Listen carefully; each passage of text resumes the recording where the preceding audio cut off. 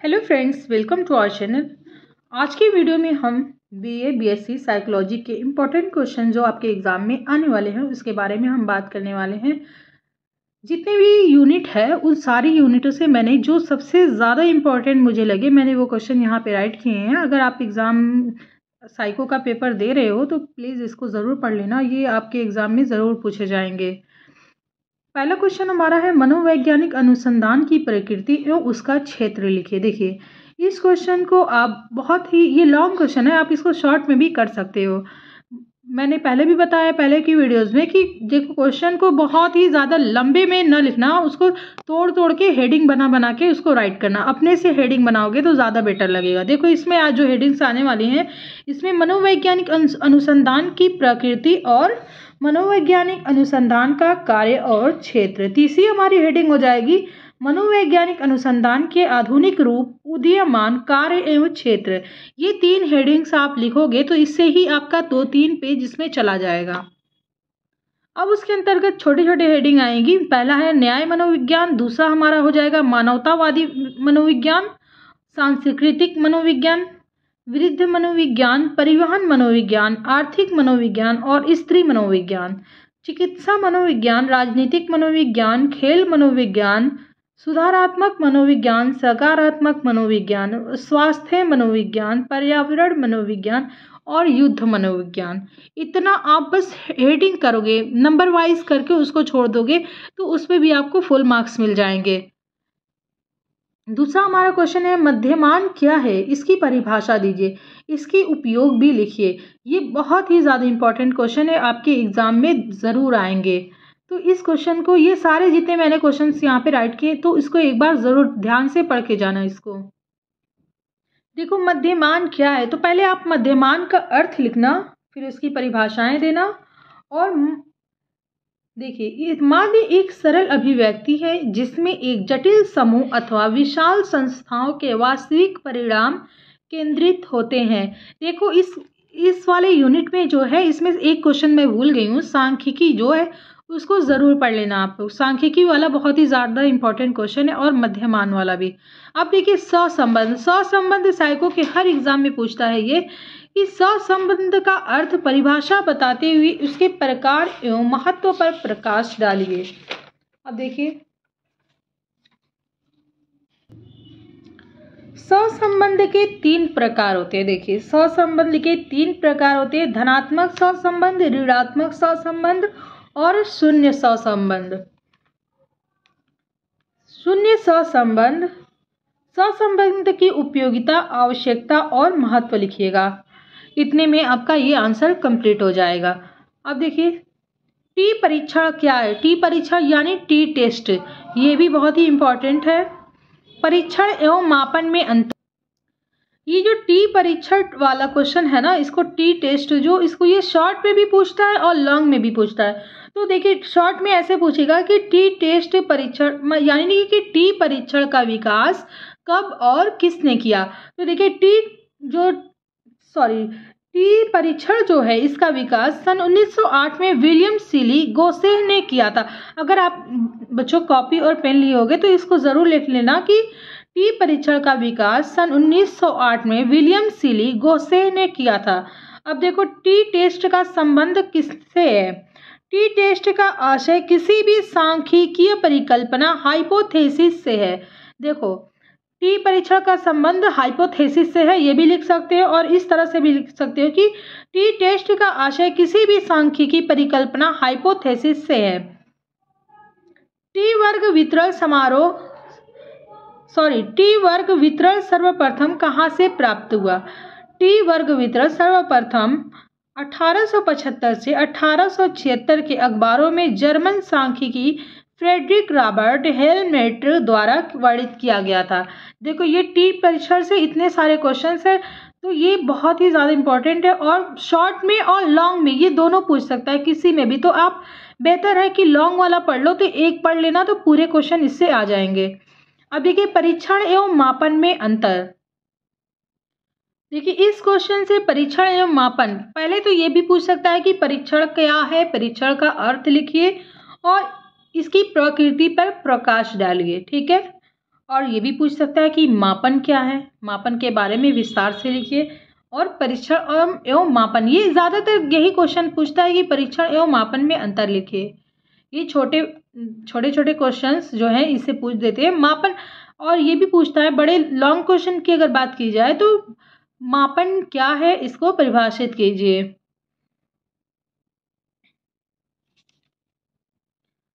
परीक्षण एवं प्रयोग में अंतर भी पूछ सकता है। मनोविज्ञान परीक्षण क्या है, इसके गुणों का वर्णन कीजिए।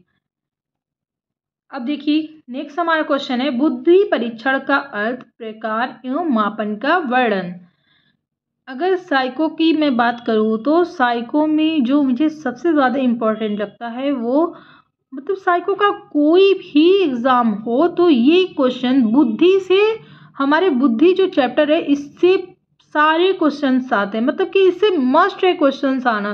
तो इसको ज़रूर, इसको आगे मोस्ट इम्पॉर्टेंट मैं लिख दे रही हूँ।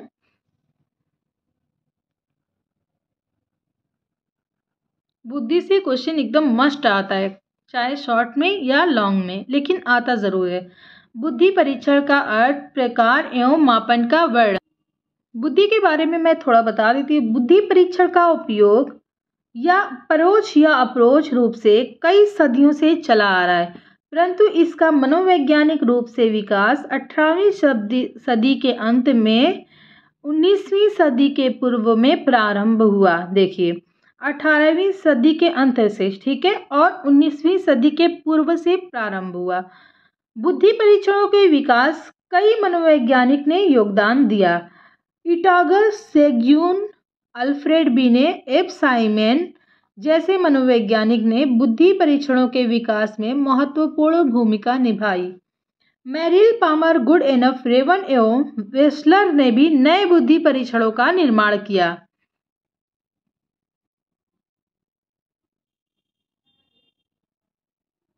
भारत में भी सर्वप्रथम बुद्धि परीक्षण का निर्माण राइस ने सन 1992 में बीने की मापनी का भारतीय अनुकूलन किया। इस परीक्षण का नाम था हिंदुस्तानी बीने परफॉर्मेंस पॉइंट स्केल, जलोटा। 1951 ने एक सामूहिक बुद्धि परीक्षण का निर्माण किया।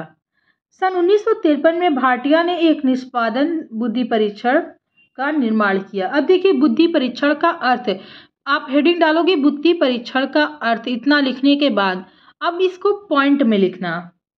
जैसे कि बुद्धि परीक्षण का आशय उन परीक्षणों से है जो बुद्धि लब्धि यानी कि IQ के रूप में केवल एक अंक के माध्यम से व्यक्तित्व के सामान्य बौद्धिक एवं उसमें विद्यमान विभिन्न विशिष्ट योग्यताओं के संबंध को इंगित कराता है। इन परीक्षणों द्वारा व्यक्ति के सम्मुख विभिन्न कार्यों को प्रस्तुत किया जाता है। यह आशा की जाती है कि इनके माध्यम से बौद्धिक कार्यों को जाना जा सकता है। कौन व्यक्ति कितना बुद्धिमान है यह जानने के लिए मनोवैज्ञानिकों ने काफी प्रयत्न किए। बीनी के अनुसार बुद्धि बाल्यावस्था से किशोरावस्था तक बढ़ती रहती है, परंतु एक अवस्था ऐसी भी आती है जहां यह स्थिर हो जाती है, यानी कि रुक जाती है। एक अवस्था ऐसी आती है जहां रुक जाती है ये, ठीक है। बुद्धि को मापने के लिए मनोवैज्ञानिकों ने मानसिक आयु और शारीरिक आयु कारक प्रस्तुत किए और इनके आधार पर व्यक्ति की वास्तविक बुद्धि लब्धि ज्ञात की जाती है। देखो बुद्धि लब्धि का सूत्र भी पूछता है। बुद्धि परीक्षण के प्रकार, नेक्स्ट हमारी हेडिंग होगी बुद्धि का मापन करने के लिए अनेक मनोवैज्ञानिकों ने अनेक बुद्धि परीक्षण बनाए। मतलब कि जितने भी मनोवैज्ञानिक थे वो अपने अपने अलग अलग परीक्षण बनाए। बुद्धि परीक्षण के इतिहास के अध्ययन से ज्ञात होता है कि बीने के पूर्व भी अनेक बुद्धि परीक्षण तैयार किए गए थे, जिनमें कंटल का बुद्धि परीक्षण भी था, किंतु बीने ने साइमन की सहायता से 1905 में एक बुद्धि परीक्षण तैयार किया। इतना आप लिखोगे। अब देखो बुद्धि परीक्षणों को भी दो वर्गों से विभक्त किया गया है, शाब्दिक बुद्धि परीक्षण और अशाब्दिक बुद्धि परीक्षण। देखो यहाँ पे मैं बुद्धि लब्धि का सूत्र बता देती हूँ कि बुद्धि लब्धि IQ यानी कि इक्वल टू मानसिक आयु गुणे 100 अपॉन वास्तविक आयु।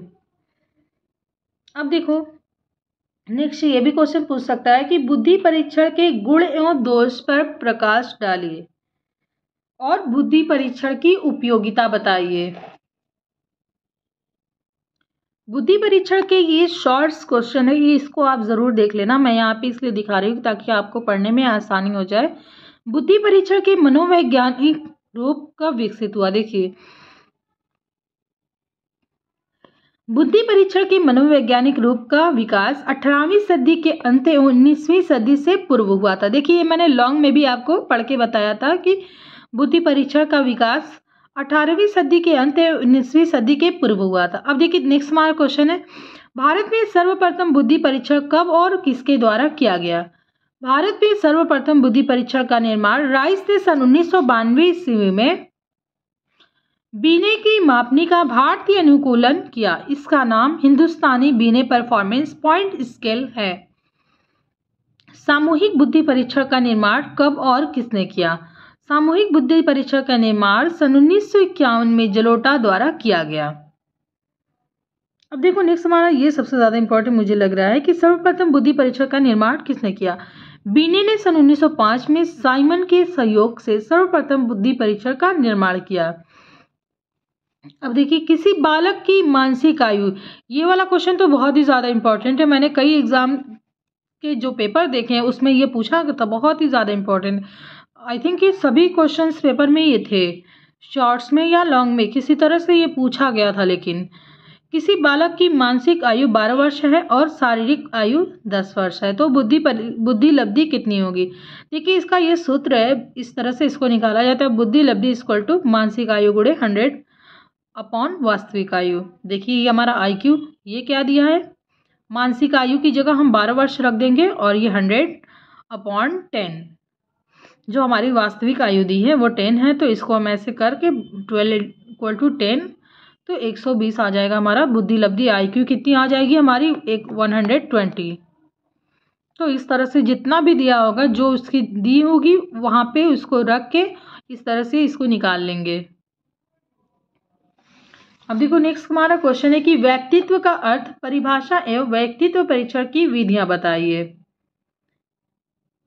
देखो, इस वाले यूनिट से व्यक्तित्व जरूर ये क्वेश्चन पूछता है, चाहे शॉर्ट में पीछे पूछे या लॉन्ग। मैं तो ज़्यादा लॉन्ग ही क्वेश्चन पढ़ लेती थी, जिसमें मेरा शॉर्ट भी कवर हो जाता था।